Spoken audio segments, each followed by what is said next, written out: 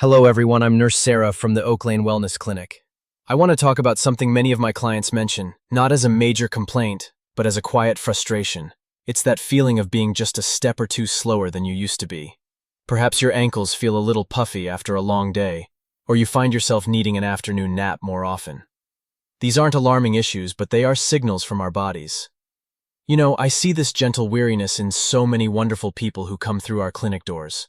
They'll sit in that comfortable chair across from my desk and say things like, "Sarah, I just don't bounce back like I used to." And I always tell them the same thing. Your body is trying to have a conversation with you. Often, when we see these signs, lab tests might show that our kidney numbers, like creatinine, are a little higher than ideal. It's not a crisis, but it's a call for a gentler approach to our daily habits. The good news is, turning this around doesn't require dramatic changes. Today, we'll explore a few common daily challenges and the simple, gentle solutions that can make a world of difference.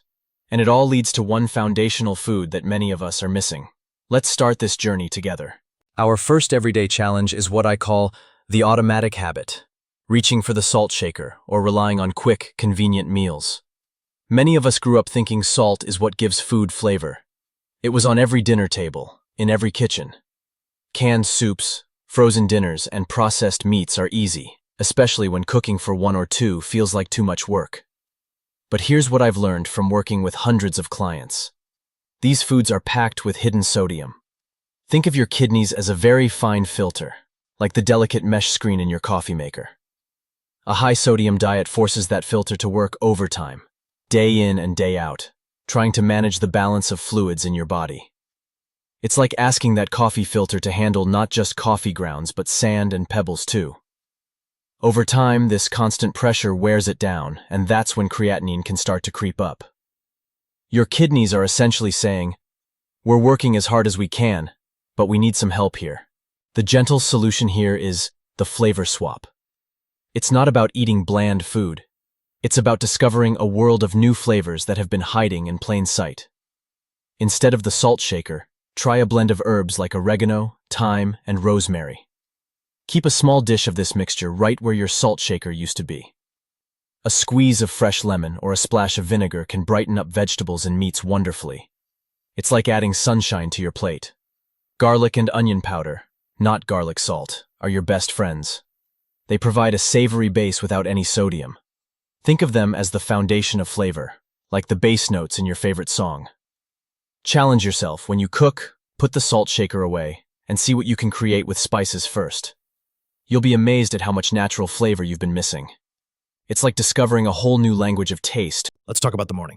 Challenge number 2 is the sugar rush start, beginning your day with sugary cereals, pastries, or white toast with jam. I understand the appeal. These foods are comforting, familiar, and they give you a quick burst of energy when you're trying to get your day started. But here's what happens behind the scenes, and it comes at a cost. These foods cause your blood sugar to spike rapidly, like a car accelerating too quickly from a stop sign. For your kidneys, these constant sugar spikes are like a series of small flash floods hitting those delicate filtering vessels. Imagine trying to tend a delicate garden during a thunderstorm versus during a gentle, steady rain. Over years, these sugar floods can cause the tiny blood vessels in your kidneys to harden and scar, reducing their ability to filter waste effectively. This directly impacts your creatinine levels. That mid-morning crash you feel, when you suddenly need to sit down or grab another cup of coffee, that's your body waving a red flag.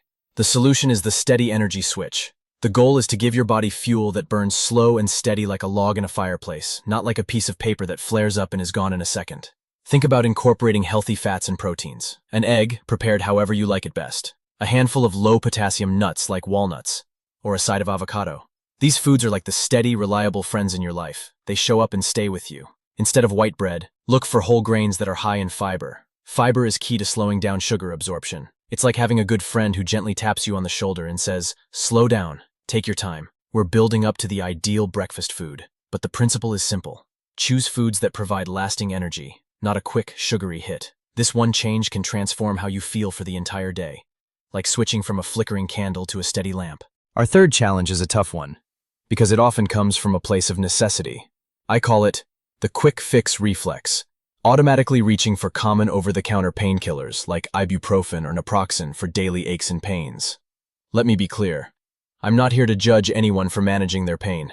If you're dealing with arthritis, old injuries, or just the general stiffness that comes with having lived a full life, You deserve relief. But I want to share some information that might help you make the best choices for your whole body. These medications, known as NSAIDs, work by reducing inflammation. They can be wonderful tools.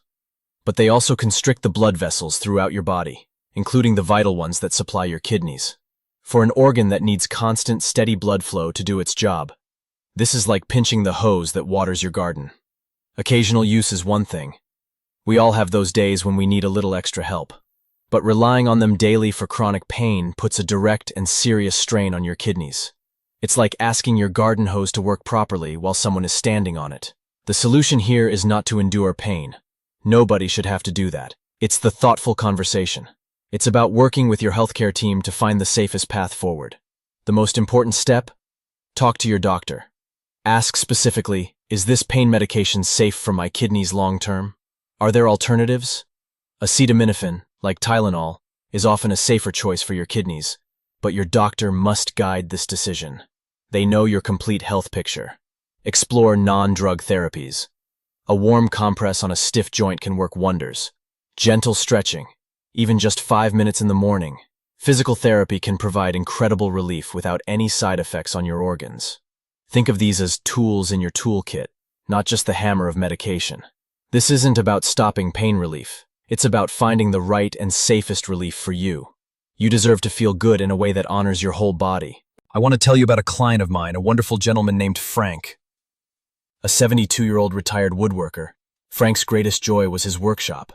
He had this beautiful space filled with hand tools his father had given him, and he spent hours there creating little treasures for his grandchildren. But he came to me feeling defeated.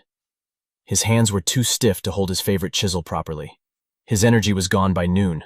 He couldn't stand at his workbench for more than an hour without feeling exhausted. And his doctor had just warned him his creatinine was climbing into concerning territory. Frank's diet was typical of so many people I work with.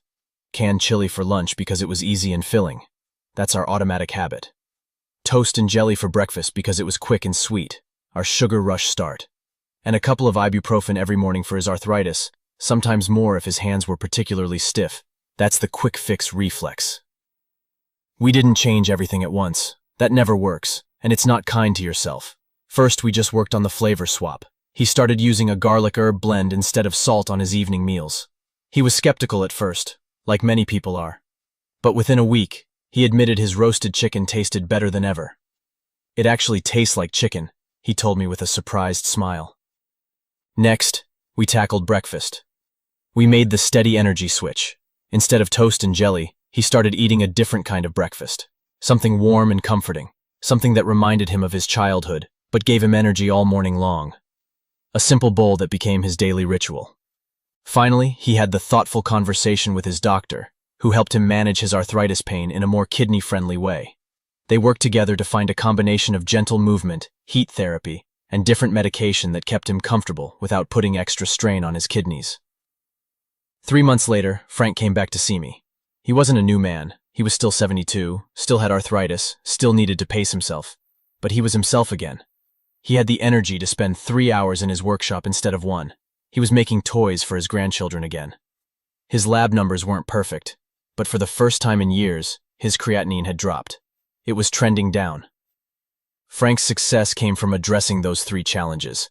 But the foundation, the one food that he says tied it all together, the one food his body was missing, it was a simple bowl of old-fashioned oats. Oats are the perfect food for kidney health. They are packed with a special soluble fiber called beta-glucan, which acts like a gentle sponge, helping to remove waste from your system. They provide that slow-burn, steady energy we talked about, preventing blood sugar spikes. They are naturally low in potassium and low in phosphorus, making them a powerhouse for kidney health. Frank's simple bowl of oats, topped with a handful of berries and a splash of milk, was the cornerstone of his recovery. It gave him the energy he needed and the kidney support his body was craving. You don't have to become Frank overnight. The goal is not perfection, it's progress. It's about being kind to yourself while making choices that honor your body's needs. I invite you to choose just one gentle solution to try this week. Maybe you'll try the flavor swap for one meal. Put that salt shaker away and see what magic you can create with herbs and spices.